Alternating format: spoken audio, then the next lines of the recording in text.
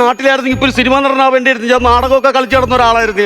കഷ്ടമാണ് കേട്ടോ നിങ്ങൾ കാണിച്ചത്. ഭയങ്കര ഒരു നടനാണ് നിങ്ങൾ ഈ മരുഭൂമി കൊണ്ടിട്ട് കളഞ്ഞത്. നിങ്ങൾ അറിയാം. അതും വേലിത്തമ്പി തളവയുടെ നാടകമാണ് ഞാൻ ചെയ്യുന്നത്. വേലിത്തമ്പി തളവയുടെ പടവാള് നാടകത്തിൽ കളിച്ചോണ്ടിരിക്കുമ്പോഴാണ് എനിക്ക് ഇവിടെ നല്ല വിഷയം പറഞ്ഞ് കൊണ്ടുവന്നത്.